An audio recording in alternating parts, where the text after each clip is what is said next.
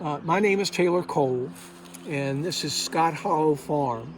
I live here with my wife, Lois, and she and I love the fact that we have such a beautiful natural area, and hopefully our stewardship, it will be even more natural when we are gone. I moved just up the road here. Back in 1989, the entire calf pasture was impaired. Since then, with most of the neighbors around here have helped them donate conservation easements. This property, my property, has a conservation easement on it. And between the conservation easements and stream buffers, best management practices, just about the entire length of the calf pasture now is delisted. There are, as of the last DEQ report, there were 2 miles of the calf pasture that still had some issues. And I'm really thrilled that as of just last year, we got that property under a conservation easement as well. So that's important from a water quality standpoint, of course, because this is the one of the headwater streams of the James, which of course flows into the Chesapeake. I know of particular interest to the consortium members is the Calfpasture River and the work that we've done. From here you can see the riprap. There are 2 generations of riprap. There's a project that was done before I came, which is the bluestone. That didn't work out so well, and all of the work collapsed during a storm. So we came back here and studied it a little bit more, and rather than a 60% slope, which we have that didn't work, we used a 45% slope down here, and then used all natural rocks. And it's come on and beautiful. It's held up extremely well. Much better than the large bluestone we did because of the slope, and also we put in a really effective toe, which you can't see, of course, under the water.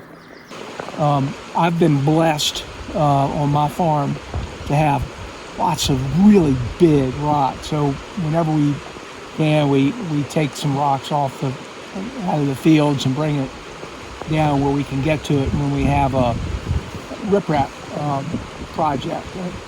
On the other side of the river over there, once you get past that thicket, we also did a lot of plantings of all kinds of native trees with the CREP program, CREP program.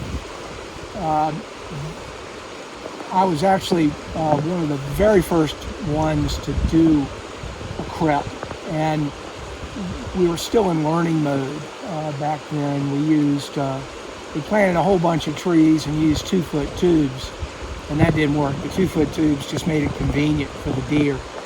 Since then, whenever we've done plantings, we've used 4-foot tubes, and the trees have survived much better.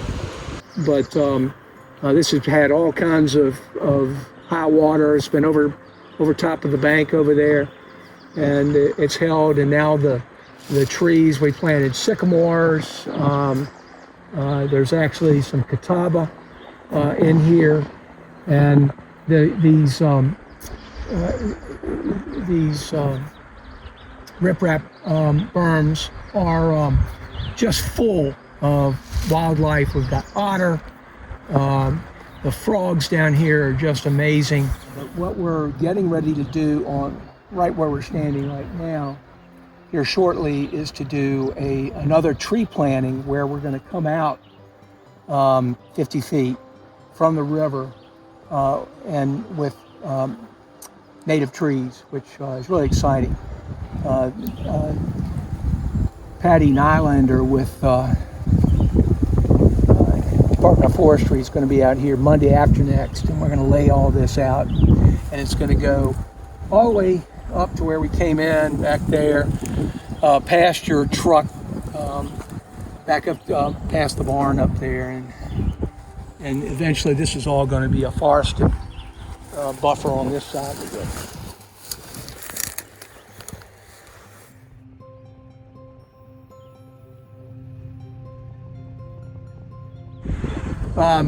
This is a part of the North Mountain Range here.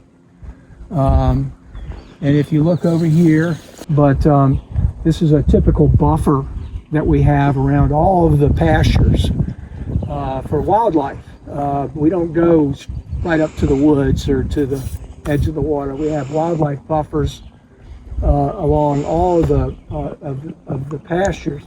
These wildlife buffers, interestingly, are comprised primarily of warm season grasses like this. This is probably switchgrass coming up, and it's quite just now. It's been a cold spring, so it's just now starting to come up. But there's warm season grass in here. There's lespedeza. A lot of forbs for wildlife to forage on. You can see the buffer with last year's warm season grasses going down towards the river down there. Right, back in 1999, we planted this whole area out here in warm season grasses. I mowed down beyond that flag last year, but at one time the warm season grasses went all the way down to the river, and those fields still have them. But when we planted these, we planted them primarily as wildlife area. Makes a great cover. We planted some flowers and other forbs in here, these are still left 20 years later, and they're thriving. They're doing very well. One of the interesting things about these warm season grasses, and there are three types that we planted: Indian grass, switchgrass, and blue stem. And back in the mid 2000s, there was a lot of excitement about the potential of warm season grass as a biomass fuel. And there's a hospital down near Crewe, Virginia, Piedmont Geriatric Hospital. And they back then were burning sawdust as a heat source. And we did, working with them, we tested the potential of these warm season grasses, and we harvested from here, trucked them all the way down there. They used them, and it was so successful that they ended up installing a specific furnace for burning warm season grass as a biomass fuel. And most of the experimenting back in the 2000s around Virginia, at Virginia Tech, were done with the warm season grasses that we planted and grew on this farm. Over here to the left is a swampy area that has the big trees are white swamp oaks. Nice to have unusual to have a concentration of white swamp oaks this far west. And then if you look off to the right, you can see some short trees, and those are hawthorns. And when I had Natural Heritage out a few years ago, they identified those hawthorns. I can't remember the specific genus name of them, but they're very rare, and so we're very fortunate. Now, I mention that because we are in the process right now of doing some surveying and engineering, and we're going to take that swampy area and expand it out and increase its size 3 or 4 fold. And to do that, what we're going to do is close off a lot of drains that were installed in these fields and in fields very typical in American agricultural lands. Back in the 30s, CCC projects, they installed lots of drain tile in order to create more agricultural lands. What we're going to do with this project is take that white swamp oak area and expand it out all the way. It's pretty much going to fill in the whole view of the mountains there once those trees grow up. And that is probably one of the greatest wildlife areas on this farm. We have in the spring the peepers. We have unusual amphibians and frogs in there. The whippoorwills love that area, and on a warm evening, you come out and you just inundated with all of the night sounds of the birds and the frogs and of course wildlife. You'll hear bobcats screaming back up in there, and of course we have coyotes too. The calf pasture is clean now. We've got wonderful fishing, trout in the river, and it's just a great place to be able to come and spend a summer afternoon.